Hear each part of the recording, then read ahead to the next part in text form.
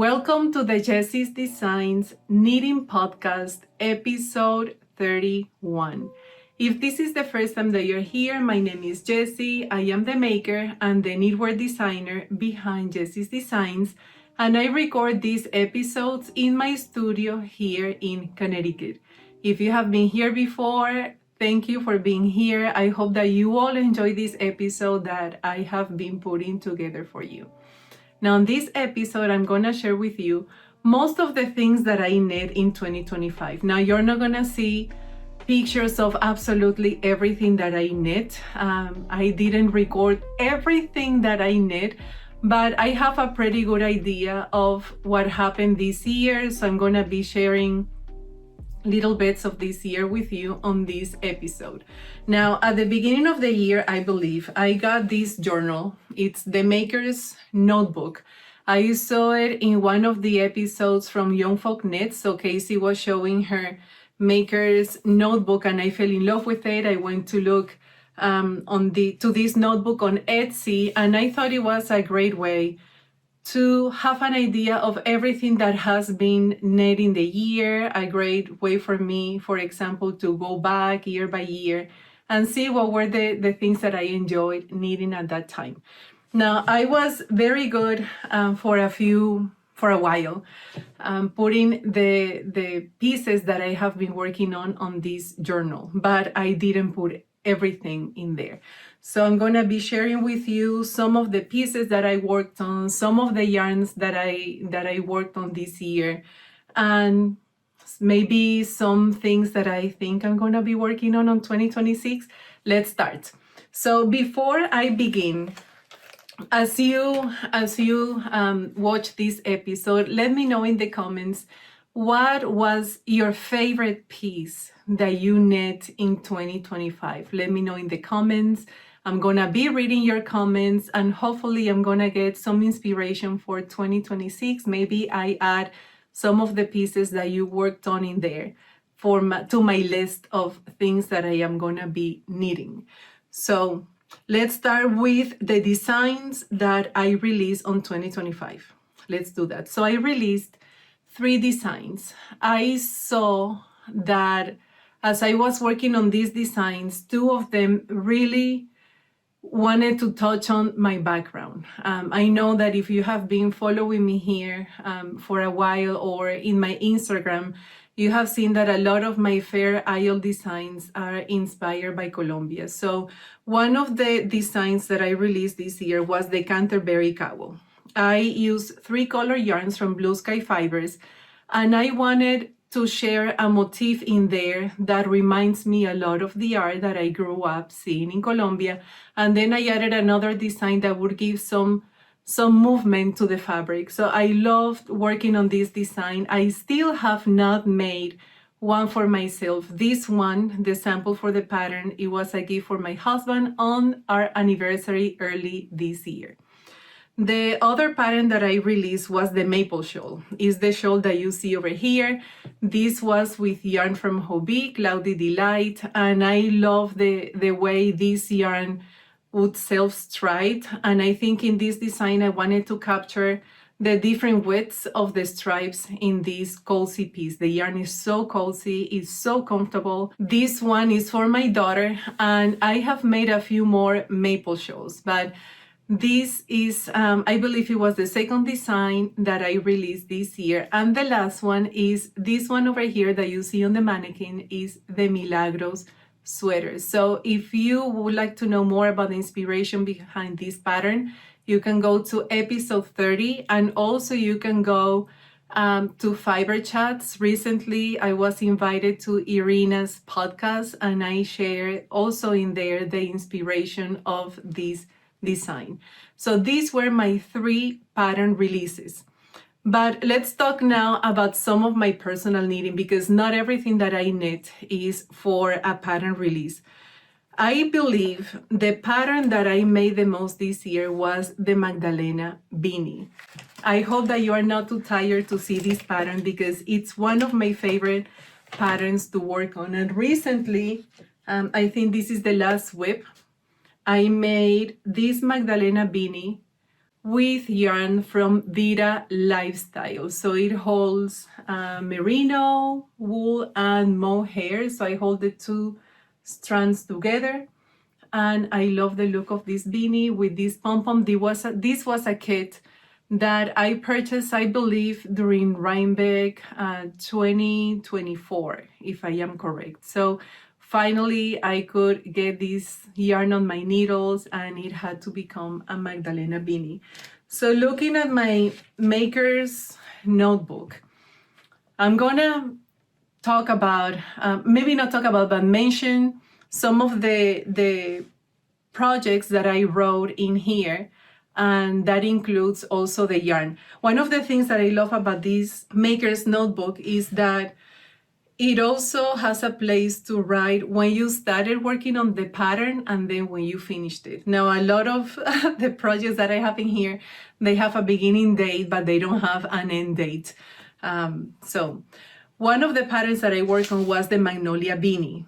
Now, again, also, I haven't mentioned this yet, but in this notebook, you can also write down if you are making this pattern for a special reason or a special occasion. So I could write in here if the piece that I was working on was, for example, as a gift, if it was for a market, if it was for a local shop, if it was a custom order.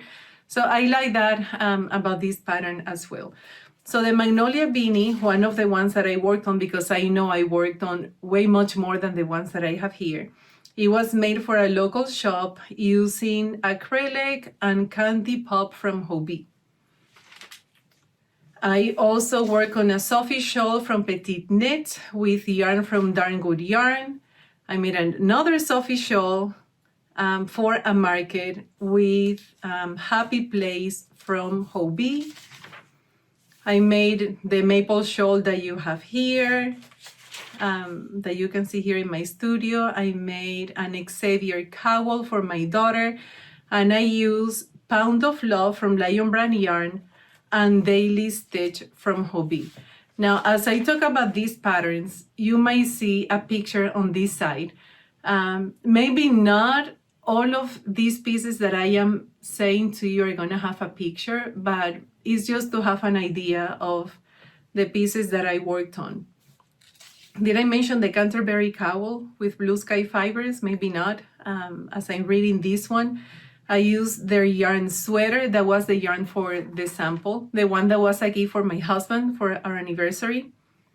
I also made my first ranunculus sweater this year. After looking at this pattern for so long, I finally decided to make one. So I chose the uncommon thread, and I made a ranunculus sweater for my daughter. Now, there are also pages where I started working on a piece and then it looks like I just changed my mind because they don't have any more notes. It just says the pattern. So looking at some of the ones that I have here, I know that at some point I changed my mind. I was not really feeling it. So it went back to being a yarn ball. I made another ranunculus sweater for myself, my first one for me, and I chose Lizu Fingering from Julie Asselin. Now, if you're not familiar with Julie's yarn, you must be living under a rock. Her yarns are absolutely precious. I have used them quite a few times.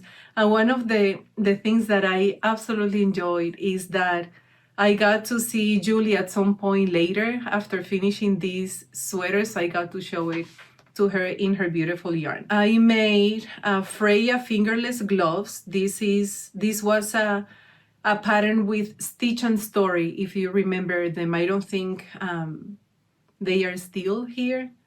And I work with recycled silk yarn from a subscription box from Darn Good Yarn. I also made an Arlo beanie. The designer of this beanie is Geneva from Knot and Stitch, and I made it for shops and markets. I use super bulky yarn from Thick and Quick, from Lion Brand Yarn, and another one in the Coney Island colorway. A lot of these notes are very detailed. It might even include the swatch before blocking, after blocking, if I had to make a swatch. a lot of little details and that you can add to these things. So you can make a notebook like this be very detailed or not. I made a Sierra Nevada beanie for a Gilmore Girl event, and I used Tint and Tone yarn from Hobbii and mint treetop. I also made a Sierra Nevada beanie for the same Gilmore Girl event, and I used Making Tracks from Junction Fiber Mill. And I remember that this project was really cool to work on because it was the first time that I worked with yarn from Junction Fibers after watching the podcast for so long. Meeting them at one of the, I think it was Rainbow last year, I met them. The yarn that they hold, that they make, it's so beautiful. So I was really excited to work on this beanie with their yarn. I made a Richards bow tie. This is a pattern from Tanis Gray. She has a book. She's an author as well, a Gilmore Girl inspired book with pieces from, that are inspired by the show.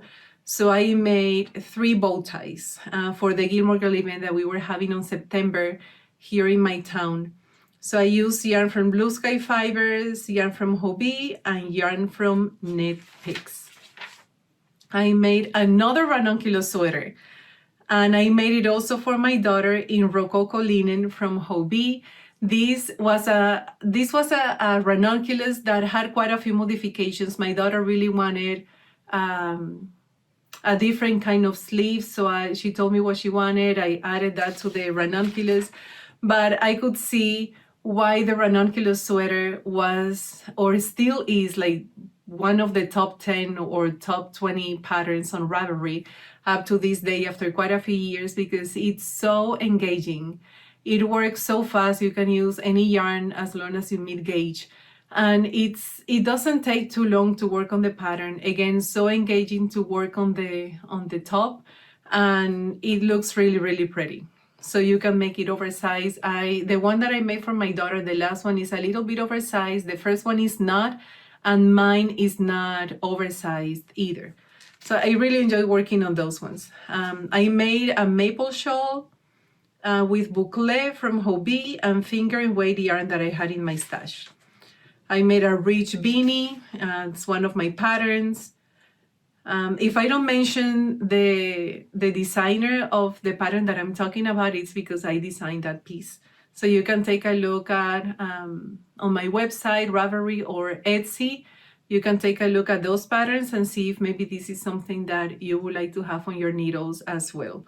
So I made the rich beanie with Knit Picks. I made another maple shawl with boucle from Knit Picks and Pound of Love from Lion Brand yarn. I started making a Friday tee from Petite Knit for my daughter, and it's still a whip. I haven't touched this project in months. And, like with all the whips stress me out, especially if it's more than one. And I think I have right now maybe 3 or 4 whips. And little by little, I need to start adding them to my schedule of the weekly things or pieces that I have to work on. Another whip is the Juno Tee by Sari Norland. And I'm using Manos del Uruguay Fino. It's a beautiful yarn and an extremely beautiful pattern. So the thing that got me about this pattern is the sleeves. And yes, I don't have too much to do. I just have to finish both sleeves and that's it. So I need to get to it. I made an Arlo beanie by Knot and Stitch. I made it for markets and I used yarn from Hobbii. I made another Sierra Nevada beanies for a local shop. I used a wool blend tweed from Hobbii. I made quite a few of those in the tweed yarn from Hobbii. I made at least 10 between Sierra Nevada beanies and rich beanies in this yarn from Hobbii. Was like a gray with brown speckles, beautiful yarn, and super soft, very comfy. So I know I made way much more than what I put in here. Then I work on my Milagros sweater. with yarn from Blue Sky Fibers, Skyland, and I started another one in Fisherman Wool from Lion Brand Yarn that I was working with, that I was knitting as part of the testing. My testers were working on theirs, and I cast on a new one in this yarn that I had in my stash. So that's what I have written down in here. Hopefully I added some pictures so you can have an idea. Again, you're not gonna see like every single thing that I worked on, but that's pretty much it. I know I made a lot of Magdalena beanies, again, Magdalenas, a lot of Magnolias, and Rich beanies, Sierra Nevada beanies. I think the most beanies that I made were Magdalenas and Sierra Nevada beanies. I noticed that when I was putting these beanies in the local shops and markets, a lot of people, they gravitated toward those patterns. So I made more of those. So I have to, again, go back to my bags of whips and get finishing some of them at least soon. Some of them have to be worn soon before the weather changes, but some of them, they are great for spring and summer, so maybe I don't feel that pressure right now. I also wanted to see, for example, the color palette that I had this year. So I looked at my finished pieces. I look at the yarns that I have here in my stash, the yarns that I work with. And the only thing that I noticed, and I have been noticing this for a few years now, is that during fall, I gravitate a lot towards earth tones. And now that I mentioned that, I don't think I told you about this sweater that I am wearing today. This is Thinly from Olga Putano Designs, and I wore this sweater, I think it was Rhinebeck 2024. So again, it was like a fall event, and I gravitated more toward earth tones. And that's what I see happening in my work, that earth tones happen way much more during the fall season. So that's what I saw this year. Besides that, all the colors were there. A lot of colors. I love variety.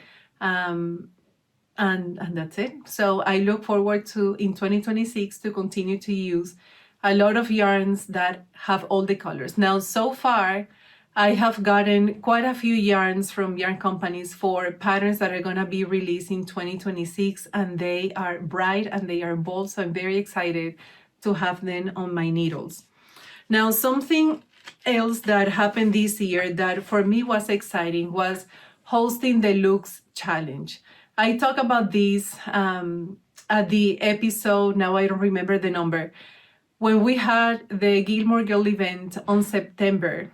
I talked to the town, and the owner from a company on bank where I have some of my pieces, Melissa, she helped me also to put all of this together. So I held an event in the downtown of New Milford, next to the gazebo where Scott Patterson, Luke from Gilmore Girls, was going to be meeting his fans. So I had a table with my daughter. I had some yarn from my friend Sarah from Handmade Haggy, and she released her new Gilmore Girl collection. So I had yarn that was available for purchase that day that was Gilmore Girl inspired, and I had some other yarn where people was invited to sit down with their cup of coffee and knit one row. It was a garter stitch scarf, so they could knit 1 row, 2 rows, 1 stitch, and I was pleasantly surprised by the response of the people. So I know that there were gonna be many people lining up to meet Scott Patterson, and I just wanted to add to that event. So people were lining up, they would get out of the line and sit down just for a moment. So at the end of the event, which was a few hours, we had some progress in that scarf. But after the event, my daughter and I finished it, and then I went to the town hall, and from there it was taken to the local shelter to be donated. So it was very exciting to sit down and knit from people from all around the world, people that were experienced. Some mentioned that, for example, they learned how to knit when they were very young, but they haven't touched any yarn or needles in quite some time. So they sat down. I could help them refresh their memory, and they could work on a stage. Some people, they just did one stage, but it was very exciting. Men sat down and they need as well. So it was a very special piece to work on. So I'm hoping to be able to include more community events in the future here in my town or at one of the local shops where I have my work. So 2025 was what I think a year with a lot of risks. I started with a new place. It's about an hour away from me, maybe a little bit less than that. But this couple, they bought a building and they are renovating this building. They are doing an amazing, beautiful job. And their intention is to support local arts, local artisans. So when I learned about the place, I was very excited. And I was in there for a couple of months before I got my own storefront. So that's a new place where I have my pieces. I have space to hold events, hopefully in the future to give classes. So I'm trying to work my way towards doing that. But it's exciting to be at a place with so many creative people. We are, I think right now, over 180 local makers. You see everything in there, from candies, cookies, to woodworking, crochet, knitting, sewing. It's a great place to be at, so it's exciting for me to be part of this new place. So the name of this place is Market Street Creatives in Torrington. So you can see my work in there. And I also have my work at & Company on Bank in downtown New Milford, which is the heart of the town. Everything happens right there where the shop is. This year, I also had 3 markets. I went to 2, to Whiting Mills in Winston, Connecticut, and 1 in Brookfield. I love doing markets. I love meeting people, talking to the other vendors. So I enjoy doing those 3 markets this year. Now, I think this is all I wanted to share with you, because I know I share a lot during my podcast. I share a lot on my Instagram, in my stories, in my posts, reels, and I try to share as much as I can here on my YouTube channel. So I want to say thank you to all of you that are here, the ones that decided to subscribe, if you decide to watch an episode, to like it, to leave a comment for me to see and to be able to interact with you. Thank you so much for the support that you have been giving to me, to my work in this year that was very uncertain for a lot of us. And I look forward to what creative and calming moments are gonna happen next year here in my studio. So I look forward to be able to share more designs with you that could add to your cozy moments as you need in the comfort of your home, or if you go to a cafe, to a local place. I love knitting outside, so I look forward to see what places I am gonna be knitting at next year too. Thank you for being here, and I see you on the next episode.